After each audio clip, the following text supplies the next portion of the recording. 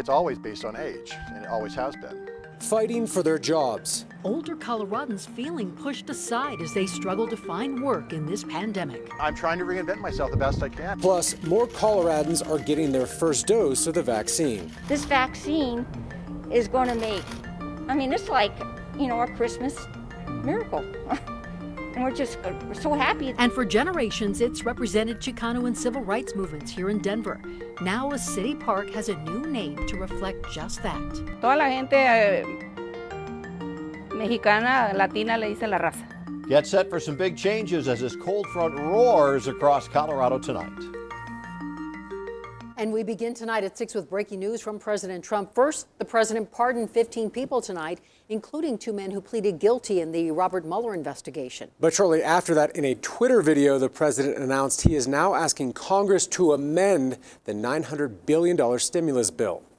I am asking Congress to amend this bill and increase the ridiculously low $600 to $2,000 or $4,000 for a couple, and to send me a suitable bill, or else the next administration will have to deliver a COVID relief package. Now, the president didn't say explicitly in this video that he will veto the bill, only that he wants Congress to amend it. Now, the issue here is that the House and Senate have adjourned for the holidays. Treasury Secretary Steven Mnuchin said some Americans could get their $600 payments as soon as next week. Of course, that's only if the president signs the bill. But as we wait on that, President-elect Joe Biden is laying out his pandemic relief plan for 2021, which he says will include a new round of stimulus checks. It does provide vital relief at a critical moment.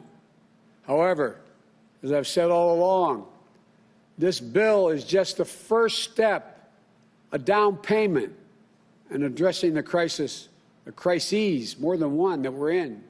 President-elect Biden says he will give more state and local aid money, plus provide an extension of expanded unemployment, which would expire in March under the new bill. The coronavirus pandemic has hit the American workforce like a ton of bricks. Older workers are really among those feeling it the most. COVID-19 is dealing them a dual threat. Not only are older Coloradans at higher risk of developing complications from the virus, they're also susceptible to ageism that makes it tough for them to find work, even in good times. According to the Economic Policy Institute, the number of unemployed workers ages 55 to 64 rose by nearly 3 million from February to May of this year, and that is far more than any other age bracket. Denver7's Russell Haythorne is live tonight. Russell, older workers you talk to say they are hurting right now. Yeah, Gary, that old expression, with age comes wisdom, apparently doesn't apply during a global pandemic. Older workers finding it tough to find jobs during COVID times. Krager Sonzelka's resume reads like a playbook for the Food Network. Been a chef in restaurants, trained in Europe. Yet he's experiencing more job insecurity this year than ever before. They basically said, oh, we're not hiring. We've already hired our people. And it's kind of sad because it's like, well, what about me? I'm part of the people. I wonder, is it because I'm 54 years old? He might be onto something. According to the Bureau of Labor Statistics, of those unemployed for 27 plus weeks and still seeking employment, unemployed job seekers 55 and older almost doubled those in younger age brackets. Calling up the restaurant that I used to work at, and they're not hiring, but they're hiring all these young kids. I worked for the Milk Market downtown. Great restaurant, loved it, loved being there. We reached out to Milk Market and they adamantly dispute the claim they are discriminating based on age, stating, quote, before the pandemic, we had nearly 300 employees. We're down to 30. It goes on to say there are a good number of us, well over 50. I can't imagine how a restaurant could be in a position to discriminate on rehiring. We're just scrambling to stay alive. Hanzelka stands by his claim. I think it's always based on age, and it always has been. For him, there's no time to dwell on it. He's now updating an already polished resume. I'm trying to reinvent myself the best I can, and however that looks, it's going to be something I've got to really work hard at, because 54, it ain't easy. Remote and virtual work has also forced all age groups to adapt to new technology, and it's thought that younger workers are more tech savvy, but the AARP disputes that. It says it has statistics that show older workers are just as adept to learning new technology as the younger ones. We're live in Rhino tonight. Russell Haythorne, Denver7. Russell, thank you for that. Now, we've seen healthcare workers get a lot of the early rounds of COVID-19 vaccine here in Colorado, and today another group of at-risk Coloradans got their chance. Today, the governor was there as the first long-term care residents got their first dose of vaccine. It happened at the Veterans Community Living Center at Fitzsimmons in Aurora. This community has lost 25 people due to COVID since the start of the pandemic, and that's why today's event brought so much hope, especially for a Vietnam veteran, an Army veteran, Phil Ross, and his family. Am I first? You are first. Well, I'm honored, but I don't care. I mean, anybody could do it, but if it's for the better good of our whole population here, I'm game. I felt goosebumps when my husband was getting that vaccine. It's not like I wanted to cry. It's like I wanted to smile and tell the whole world, this is what you should do. And at the end of today's event, the governor added that he hopes to get all nursing home residents their first round of vaccines by mid-January, and then those second doses could be given in February. Also today, healthcare workers at Fort Carson's Evans Army Community Hospital received the first dose of the Moderna vaccine. Patients who are military members, their families, and retirees will get vaccinated at a later date. Here in Colorado, we are holding steady on our case count. For the past few days, we've added around 2,000 or so new positive COVID-19 cases. But the number we really want to watch is hospitalizations. That number continues to go down from our November peak, even with Thanksgiving weekend. Right now, just over 1,300 beds are in use by coronavirus patients here in Colorado.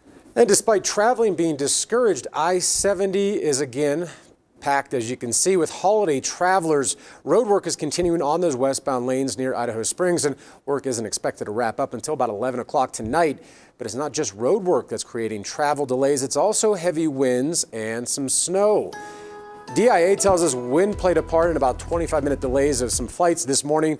Combine that with low staffing due to COVID, leads us to give you a heads up. If you're going to fly in the next couple of days, be sure to check out your flight before you head to the airports. Definitely. All right, meteorologist Mike Nelson is joining us now on this Weather Action Day.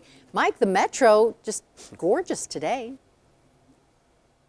Check out the high temperatures today. We hit 63 in Denver, 64 up at Fort Collins, but temperatures are falling now as a cold front roars through the area. There's snow and a few rain and snow showers developing. Most of the snow is going to stay in the mountains. We've had some heavy snow squalls up towards Steamboat, even thunder and lightning from time to time. And across the state, there's the cold front moving through. Winter weather advisories, northern and central mountains for up to 6 inches of snow. High wind warnings for up to 60-mile-per-hour winds across the eastern plains. Those winds are already cranking up. Look at Broomfield, 58 miles per hour, a gust just in the last 10 minutes as this cold front begins to push through the area. So your headlines, 3 to 6 inches of snow for the mountains, strong winds, windy and colder for Wednesday. It does look mild and quiet heading toward Christmas, but then there's a big change in the 7-day.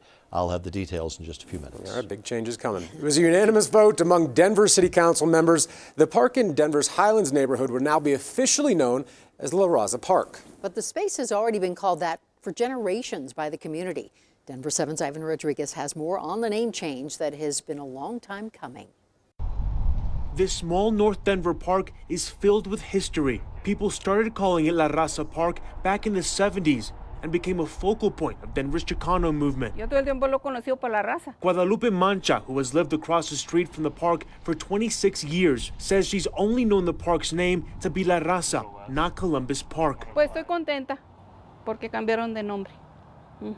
Para nosotros es mejor que se llame La Raza, estamos más contentos. She says she's happy the park is now officially named La Raza because it pays homage to part of the Mexican and Latino culture in her neighborhood. Que ya regresó a su nombre oficial que era. Her neighbor Amelia across the street says the community has changed over time. O sea, en esta área vivíamos pues casi puros latinos, mexicanos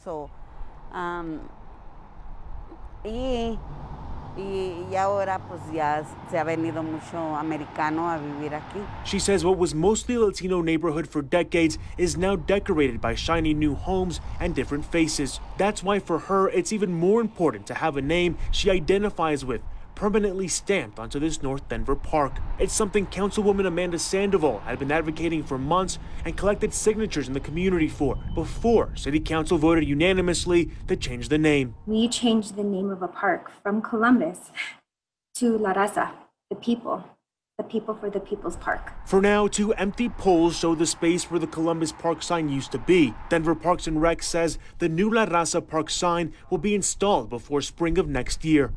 Ivan Rodriguez, Denver7.